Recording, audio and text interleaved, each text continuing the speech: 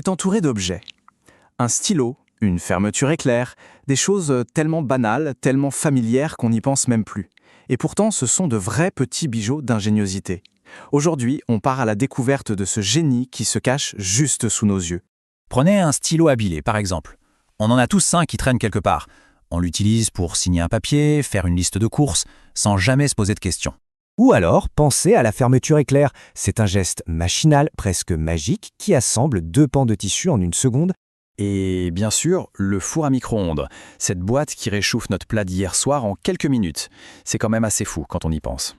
On s'en sert tous les jours sans y prêter attention. Mais comment ça marche vraiment? C'est ce qu'on va voir ensemble en explorant les différentes couches de génie qui se cachent à l'intérieur. Alors voilà le programme, on va commencer par la surface, parce qu'on peut voir et toucher, puis on va descendre couche après couche jusqu'aux lois les plus fondamentales de l'univers. C'est parti! On attaque donc avec la première couche, celle de l'ingénierie mécanique, celle qu'on peut observer à l'œil nu si on prend le temps de regarder. C'est la première étape de notre voyage, la beauté de la mécanique. Ces solutions incroyablement élégantes qui sont juste là, sous notre nez. Le stylo à billes, c'est un mécanisme d'une simplicité déconcertante. L'encre, un peu épaisse, coule grâce à la gravité sur une toute petite bille. Quand on écrit, la bille tourne sur elle-même. Un côté prend l'encre dans la cartouche et l'autre la dépose sur le papier. C'est un cycle parfait, continu, et c'est pour ça que ça marche si bien. Pour la fermeture éclair, c'est une autre merveille de design. Chaque petite dent a une double fonction, elle a un crochet et un creux. Le curseur, lui, agit comme un guide. Sa forme en V force les crochets d'un côté à s'emboîter parfaitement dans les creux de l'autre, ça crée une connexion super solide, et pourtant, il suffit de tirer le curseur dans l'autre sens pour tout séparer. Et maintenant, un objet qu'on voit tout le temps mais qu'on ne regarde jamais, la plaque d'égout. Pourquoi sont-elles rondes?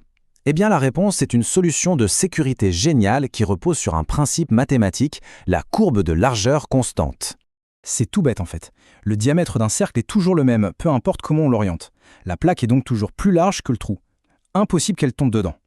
Un carré par contre, si on le penche, sa diagonale est plus longue que son côté, et il pourrait donc basculer et tomber. C'est un exemple parfait où une simple idée de géométrie résout un vrai problème de sécurité. Bon, on a vu la mécanique visible. Maintenant, on passe au niveau suivant. On va plonger dans l'invisible pour découvrir les lois de la physique qui font tourner notre monde. Le micro-ondes est l'exemple idéal pour ça. Le plus grand défi pour les ingénieurs, c'était une question qui paraît simple. Comment on fait pour que la nourriture chauffe de partout en même temps? Et voilà le problème.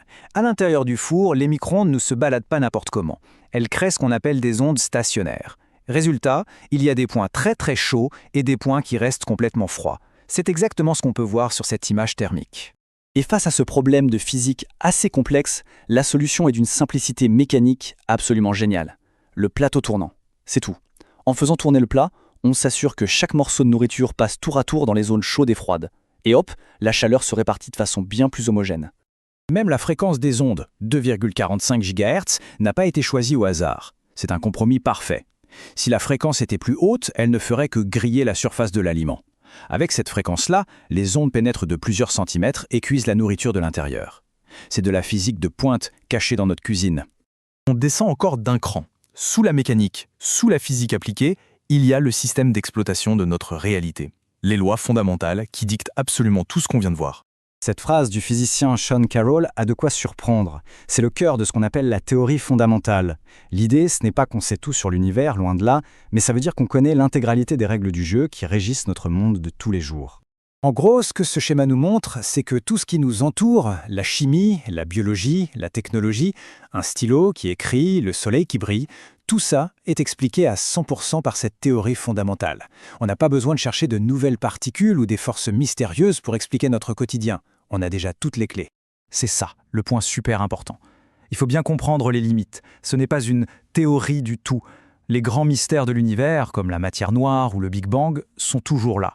Mais pour tout ce qui se passe à notre échelle, dans notre vie de tous les jours, la théorie est complète.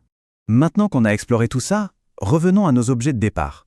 On va voir que notre regard sur eux a complètement changé. La prochaine fois qu'on tiendra un stylo, on ne verra plus juste un stylo. On y verra une superposition de génie.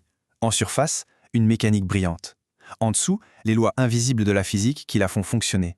Et tout au fond, les règles fondamentales qui régissent l'univers lui-même. Chaque objet simple devient alors une porte d'entrée pour comprendre comment tout fonctionne. Et ça nous laisse avec une question assez vertigineuse. Si on a vraiment compris et maîtrisé toutes les règles de notre monde quotidien, qu'est-ce qu'on va bien pouvoir construire demain?